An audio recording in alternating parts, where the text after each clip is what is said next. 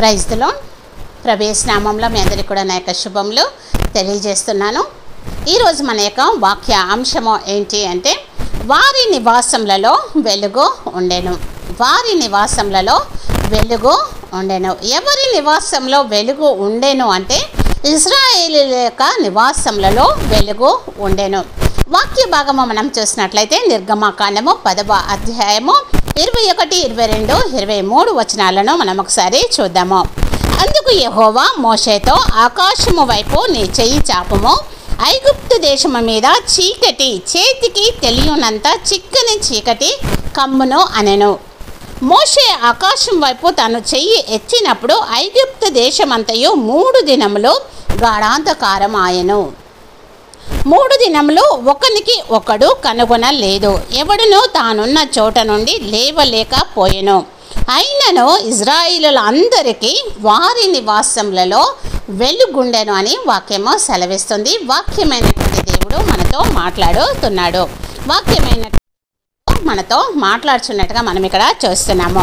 దేవుడైనటువంటి యెహోవా ఐగుప్తులకు కలగచేసినటువంటి తెగుళ్ళలో ఇక చిమ్మ చీకటి అనే తెగులు ఒకటి అయి ఉంటుంది.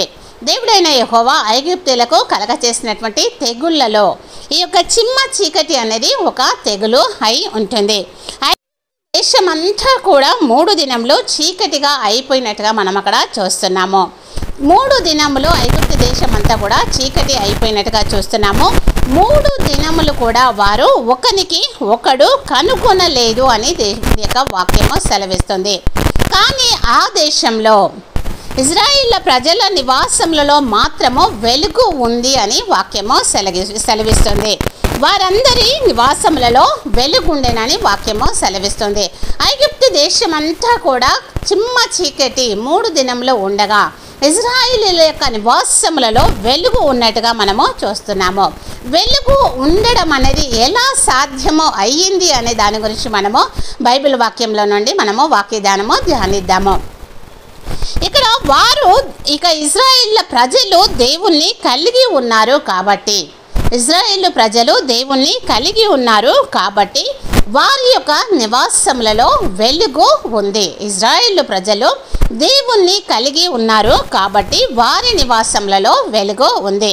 ఇశ్రాయేలు ప్రజలు జీవము కలిగినటువంటి దేవుణ్ణి వారు కలిగి ఉన్నారు. ఇశ్రాయేలు ప్రజలు జీవము కలిగి ఉన్నటువంటి దేవుణ్ణి వారు కలిగి ఉన్నట్టుగా మనము చూస్తున్నాము. అందుచేత వారి గృహములలో వెలుగు కలిగి ఉంది. వారి యొక్క నివాసములలో వెలుగు కలిగింది. వారు జీవము కలిగినటువంటి దేవుణ్ణి కలిగి ఉన్నందు వలన వారి గృహములలో వారి నివాసములలో వెలుగు కలిగి ఉన్నట్టుగా మనము చూస్తున్నాము. వారు దేవుణ్ణి కలిగి ఉండుటకు వెలుగుకు ఏంటి సంబంధము అనేది మనం ఒకసారి చూద్దాము. వారు దేవుణ్ణి కలిగి ఉండుటకు వెలుగుకు వారికి మధ్య ఉన్న దేవునికి ఉన్నటువంటి సంబంధం ఏంటి అనేది మనం ఒకసారి చూసినట్లయితే, వారు కలిగి ఉన్నటువంటి దేవుడు తన మాట చేత వెలుగును సృష్టించినటువంటి దేవుడై ఉంటున్నాడు. వారు ఇశ్రాయేలు ప్రజలు కలిగి ఉన్నటువంటి దేవుడు తన నోటి మాట చేత వెలుగును సృష్టించినటువంటి దేవుడై ఉంటున్నాడు. ఆదికాండము మనము 1వ అధ్యాయము 3వ వచనంలో చూసినట్లయితే, దేవుడు వెలుగు కమ్మని పలకగా వెలుగు కలిగేను అని వాక్యము సెలవిస్తుంది. దేవుడి యొక్క నోటి మాట చేత వెలుగును సృష్టించినట్టుగా మనము చూస్తున్నాము.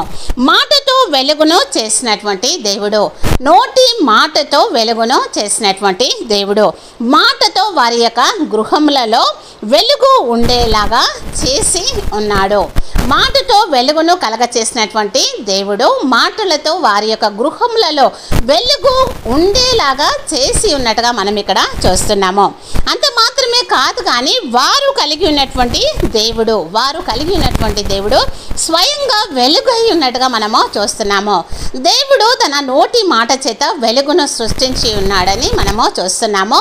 దేవుడు వెలుగు కమ్మని పలకగా వెలుగు కలిగెను. నోటి మాటతో చేత వెలుగు సృష్టించినటువంటి దేవుడు అదే నోటి మాట చేత వారి గృహములలో వెలుగు ఉండునట్లుగా చేసి ఉన్నాడని మనము చూస్తున్నాము.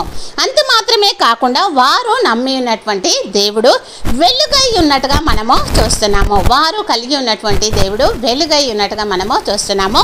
మొదటి యోహాను రాసినటువంటి పత్రిక 1వ అధ్యాయము 5వ వచనము చూసినట్లయితే, దేవుడు వెలుగై ఉన్నాడు, ఆయన యందు చీకటి ఎంత మాత్రమునో లేదు అని వాక్యము సెలవిస్తుంది. దేవుడే వెలుగై ఉన్నట్టుగా మనము చూస్తున్నాము. దేవుడే వెలుగై ఉన్నట్టుగా చూస్తున్నాము. ఆయన యందు చీకటి ఎంత మాత్రము కూడా లేదు అని వాక్యము సెలవిస్తుంది. వెలుగై ఉన్నటువంటి దేవుడు వారి గృహములలో ఉన్నప్పుడు చీకటి అనేది ఉండుటకు అసలు అవకాశమే లేదు. దేవుడు తన నోటి మాట చేత వెలుగును కమ్మని పలికినప్పుడు వెలుగును సృష్టించినటువంటి దేవుడై ఉంటున్నాడు.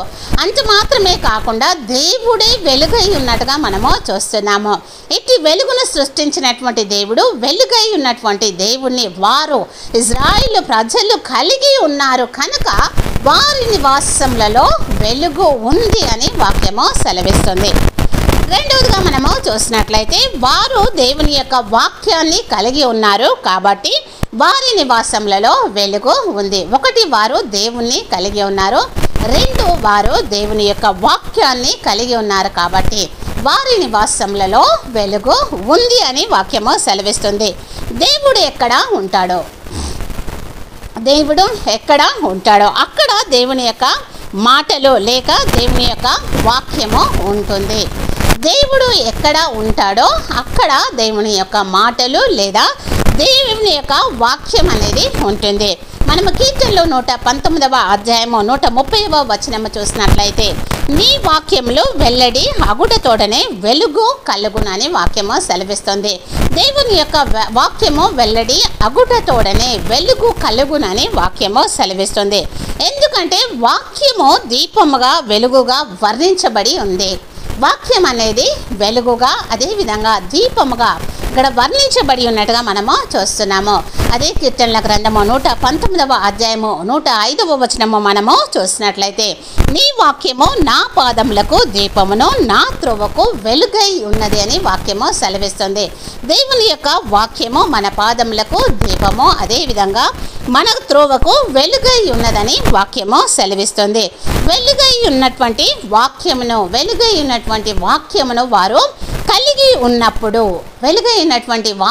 వారు కలిగి ఉన్నప్పుడు చీకటికి అసలు అవకాశం అనేది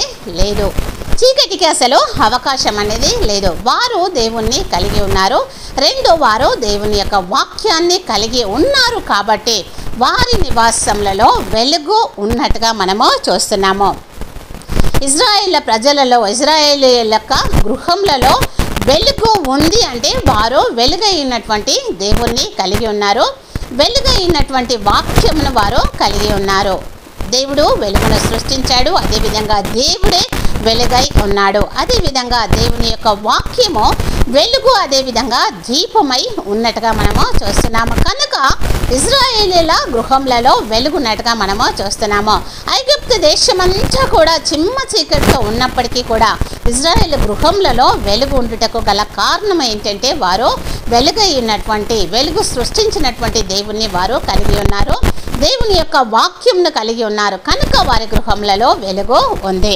నేటి దినంలో చూసినట్లయితే అనేక మంది కూడా చీకటిలో జీవిస్తున్నట్టుగా మనము చూస్తున్నాము. చాలా మంది చీకటిలో జీవిస్తున్నట్టుగా మనము చూస్తున్నాము. చీకటి అనగా పాపమై ఉంటుంది. పాపము కలిగినటువంటి జీవితములను జీవిస్తున్నటువంటి వారు అనేకులు ఉన్నట్టుగా మనము చూస్తున్నాము నేటి దినములలో.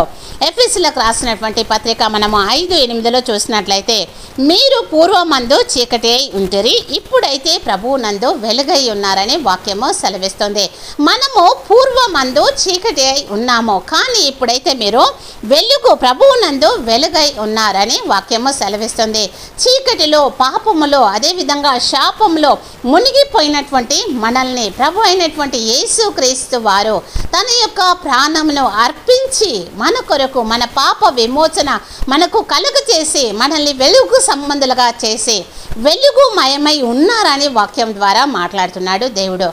నేడు మనందరము కూడా వెలుగు ప్రభువునందు మనమందరము కూడా వెలుగై ఉన్నామని వాక్యము సెలవిస్తుంది. పూర్వమందు మీరు చీకటిలో ఉంటిరి, ఇప్పుడైతే ప్రభువునందు మీరు వెలుగై ఉన్నారని వాక్యము సెలవిస్తుంది. సృష్టికర్త అయినటువంటి దేవుడు నిన్ను నన్ను విమోచించి పాపము నుండి విడుదల కలగ చేసి వెలుగై మనల్ని వెలుగు వైపుగా నడిపించినట్టుగా మనము చూస్తున్నాము.